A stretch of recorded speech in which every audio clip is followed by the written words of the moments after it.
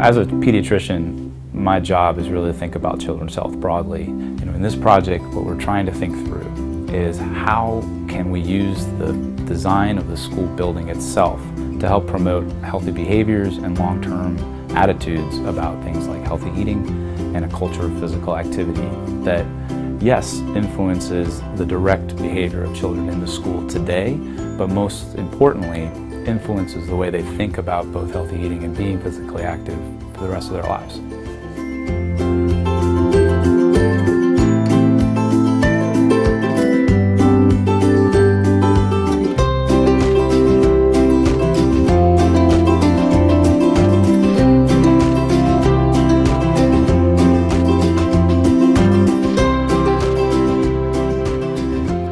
Everyone in this project was doing something brand new. They were definitely using their expertise, but in a totally new way. And for Terry and I, this was a chance to apply some theoretical ideas that are evidence-based, but definitely theory, that the design of a school could be utilized for something like obesity prevention. This is the Carter G. Woodson Education Complex in Dillwyn, Virginia. On the left side is K through 2, and on the right side is 3 through 5, and we have about 960 students total.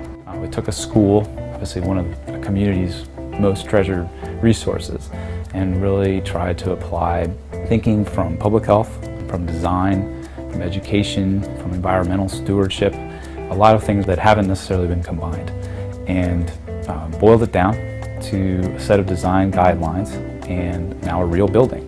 And working with the design and research team, we identified every nook and cranny inside and outside of the school, the color palette, the materials, the furniture, all the experiences a child has throughout the day became meaningful and rich with opportunity to promote health.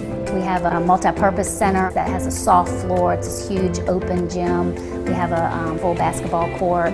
Our art, music rooms, just are really healthy spaces for kids. Our children love the openness of the cafeteria, the restaurant style. The kids seem a lot happier now that we are in this new building. The openness of it, having all the windows and letting in all the sunlight, has really uplifted, I think, their moods as well as the teachers. This is a building that's really child-centric.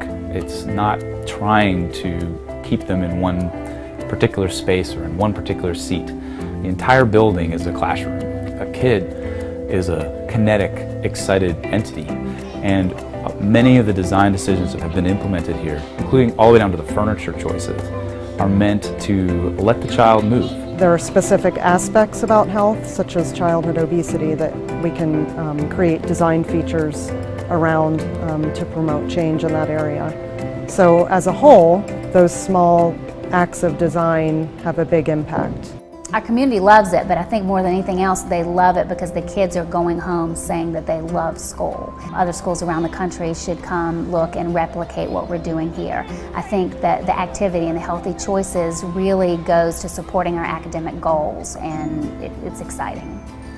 I think all of us recognize that the spaces in which we inhabit, where we live, we work, we play, they can have a tremendous impact on how we behave, how we think about things, how we socialize. So we have to put kids first and do whatever it takes to give them the opportunities they deserve. And they deserve to have a healthy start to their lives.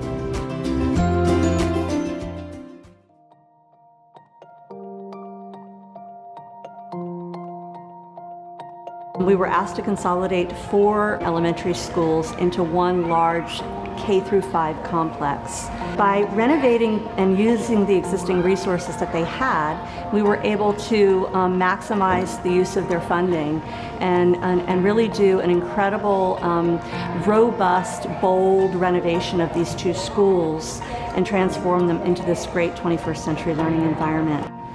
The glass bridge that connects us, these shared spaces, we are designed to be K-5, and I truly believe that's what's in the best interest of our students. With this project came this vision for something beyond that, and that our students and our families in this community deserved something more.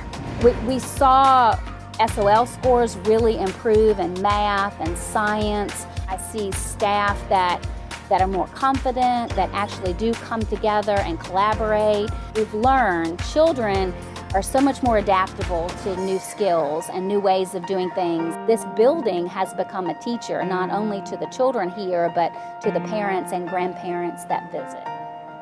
And so there were these great anecdotal drawings that were done as part of the research at the beginning and at the end, and you see this remarkable difference in these, single line black and white drawings of food that really you can't distinguish what it is, to these full color, deep, beautiful illustrations of fresh food.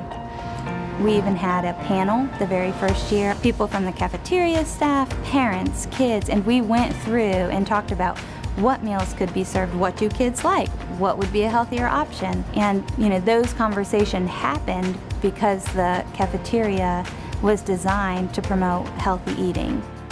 This project coming together, everyone was leaving their comfort zones. It wasn't, well, our school does this and our school does that. It is, we will put the most important thing first, and that is our children. I think, what we did here was change a culture. We changed a culture about healthy eating and movement, but we also changed the culture of learning.